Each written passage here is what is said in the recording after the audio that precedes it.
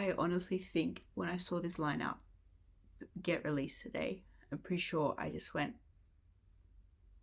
Parkway.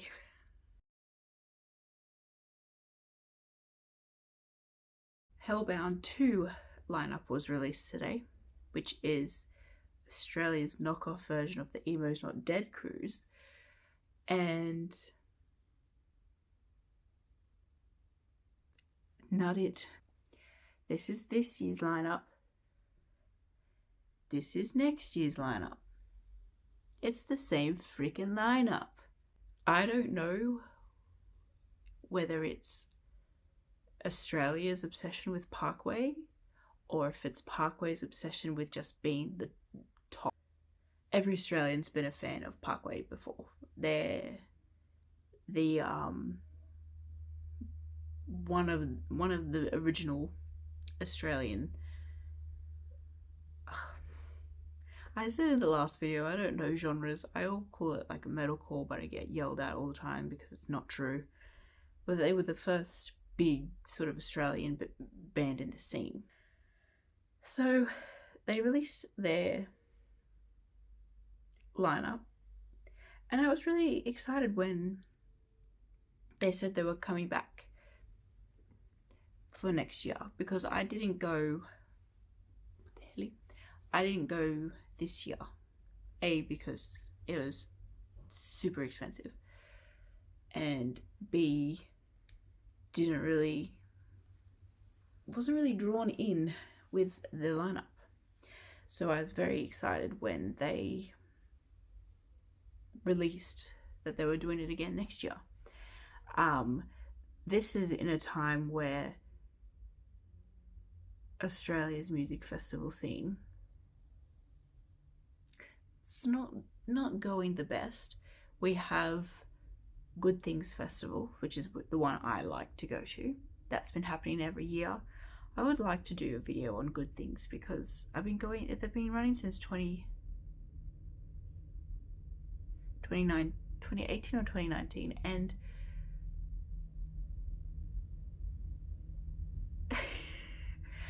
I'm yet to be impressed by one. It's still a good day out, but like, it's no Soundwave.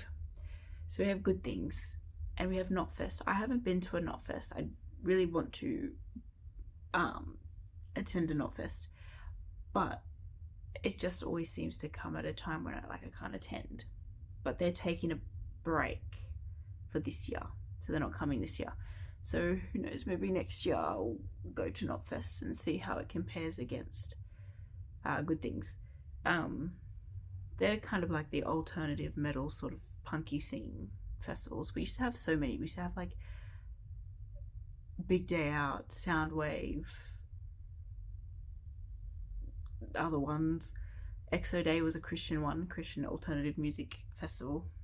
They were fun. But we've had a lot of music festivals be cancelled in Australia. Like Spilt Milk, Splendor in the Grass, Blues Beat on the Blues on the Bush, I don't know, some country one. And they've all got cancelled because of ticket sales. So Australia's music scene is fighting for its life at the moment for live music. And the idea of a cruise ship with metal bands or punk bands sounds so fun. I have always wanted to go on the Emo's Not Dead cruise. That's run by Matt Cutshall. I'm pretty sure that's how you say his name. Legend. And when I saw that Australia was doing their own version, I was keen, and they decided to have Parkway Drive. So what else do we have? Polaris, good band. North Lane, Butterfly Effect, Make Them Suffer, so good. They were good. I would have just gone for Make Them Suffer. So pretty much Polaris, Make Them Suffer I would have gone for. But having Parkway Drive, I know that they probably pull a lot of people, but not my taste. I mean, you're a fan because you're Aussie and you're like, wow, it's cool. Australia has a good band that's come from it, but not my taste in music. And I just feel like they're going through a little bit of an ego boost moment, because they did a world tour. I don't know if they went, I'm pretty sure it was a world tour. And they had like their whole stage on fire, and they had all theatrics, and Winston was up on a platform that was on fire. And so they went on their tour. Then they announced Parkwaves, which was a festival run by Parkway Drive. I was actually pretty keen for Parkwaves because the way that they worded it when they advertised and announced it was the next wave of metal is coming.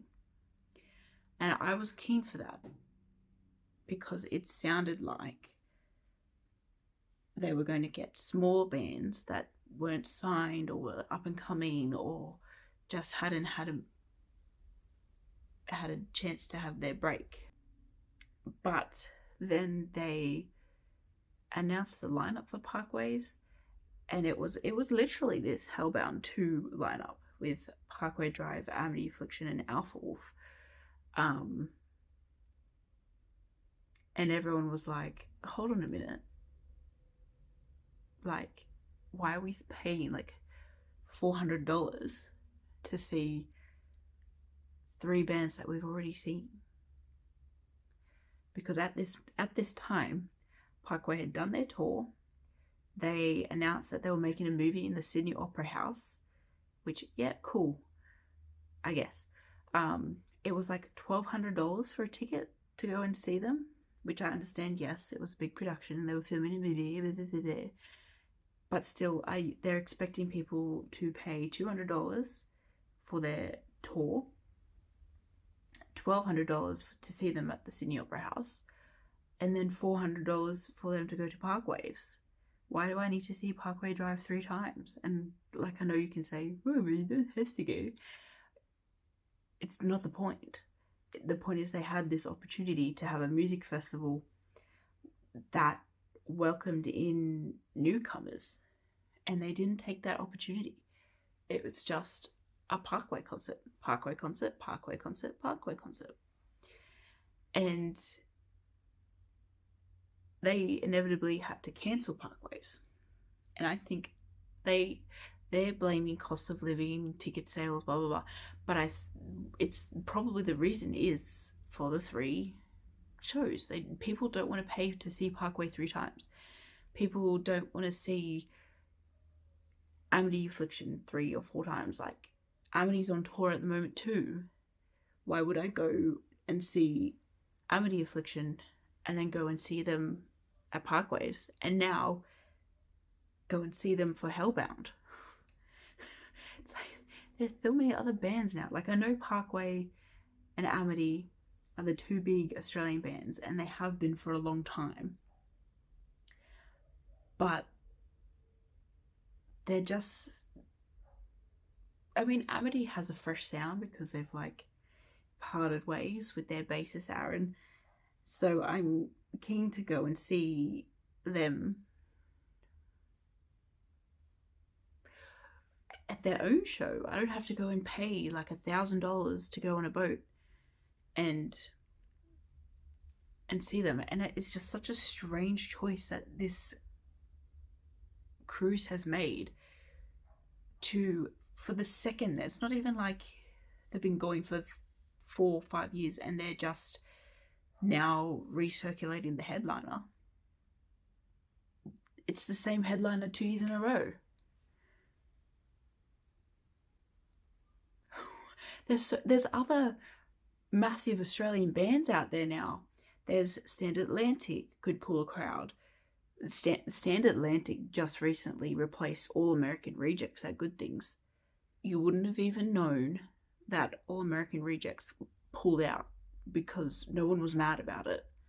So Standard Atlantic's there.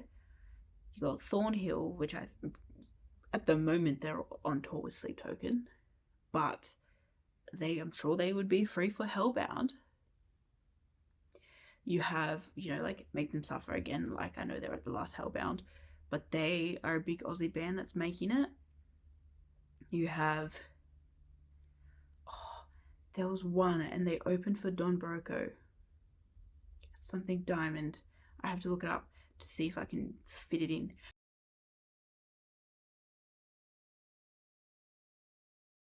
They were great. Like, there's so many better, bigger bands out there that are Australian. If they're going for the Australian lineup, which it seems like they are, maybe there are other Australian bands other than Parkway. And side note, another reason why people didn't want to pay for Parkwaves is because they were going to be paying for circus entertainers. I don't know what festival's obsession with like having a separate tent for circus entertainers. Good Things does it too. They have a tent for, it's called Stage 666, and they have weird contortionist people. I'm not going to a music festival to go and watch someone contort their body or eat fire. I'm there to see a band. Take the circus performers out. Put a stage where unknown bands can have a chance to play. So this is the Hellbound lineup for next year, so 2027. Parkway Drive.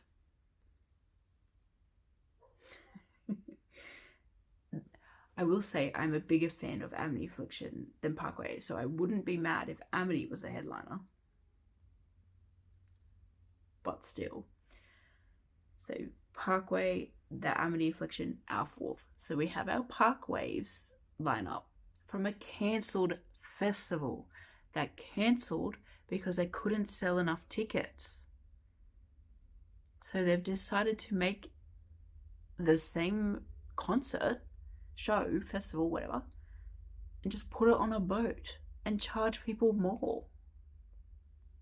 It's a strange choice made by Destroy All Lines. Strange choice.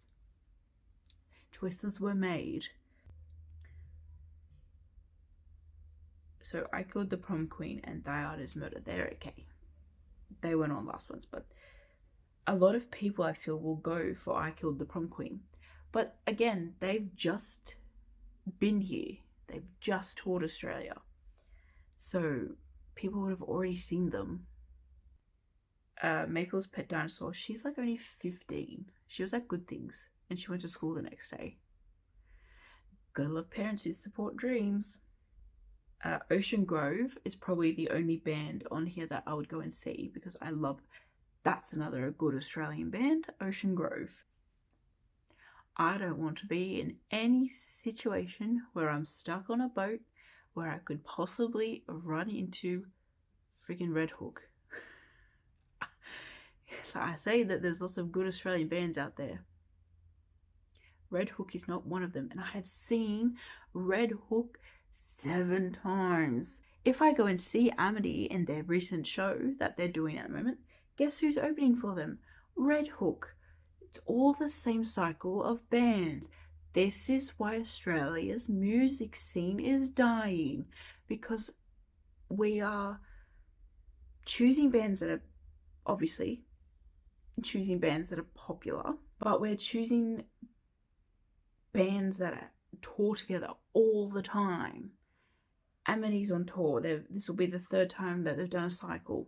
Parkway's just finished a cycle of the tour. They did an opera house. They attempted Parkwaves, and like Alpha Wolf was supposed to be on Parkwaves, so it would have been, you would have paid for Parkwaves last year and then Hellbound for this year for the same freaking lineup.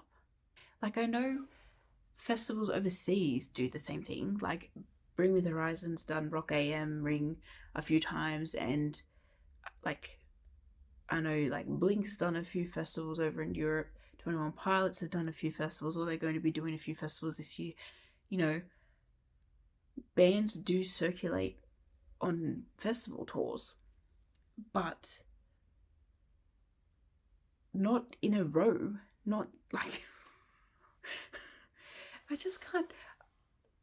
If you knew that the country's live music scene is dying, and you knew, like, they can say, oh, it's us supporting Parkways because it's on further Parkways, it was cancelled, it was always going to not be successful because they set it up for something and it wasn't that.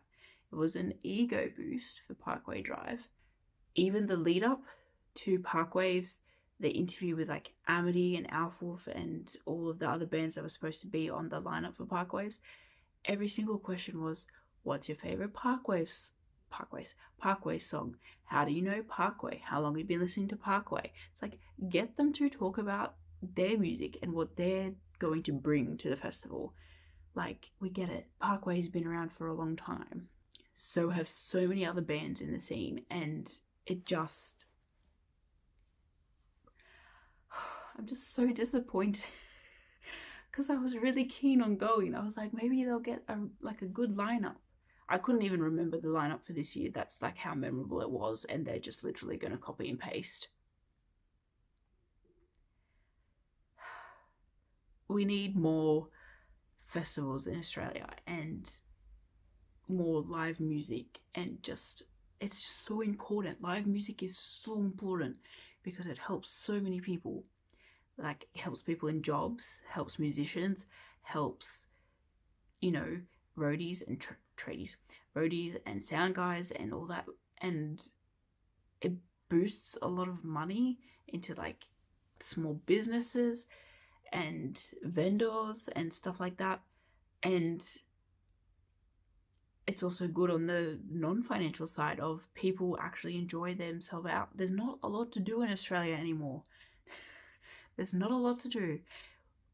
We need to start getting the pop culture back, and at the moment, metal and alternative music is the only thing that's thriving. So like, you have good things in Knotfest, like Knotfest, which I think cancelled 2026 because they were making room. They made room for Parkwaves. Parkwaves thought they were going to be so successful that they shut down another music festival, so there wasn't enough competition. It wasn't like any competition. And they still couldn't sell tickets because it would have been the third time that people had seen Parkway. And people are just probably sick of paying to see Parkway. They're really close together. November, December, January. Yeah, they're 2 months apart. Why are they at different times of the year? That is strange. I just seriously can't believe that in a day and age of a dying industry that you would choose to do this. It's just like unfathomable to me. It's set back by popular demand.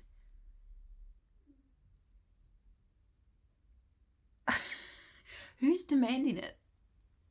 Parkway's manager, because the PR freaked out that they had to cancel their festival Parkwaves? I don't know. Maybe there's a massive demand for Parkway Drive. Amity Affliction's okay, I guess, but can I just not have Parkway Drive headline an Australian thing for once? They headlined good things one year, and A Day to Remember was the second, like the pre-headliner, like the co-headliner. The exodus that happened after Day to Remember finished. When Day to Remember finished their set and Parkway came out. The mass exodus. Because we've all been watching it since we were like 15. I think I've exhausted it. This is what happens when I come in with no plan. But I just... shocked and peeved. PO'd. Destroy All Lines. PO'd. Well, I guess I'm saving $1,000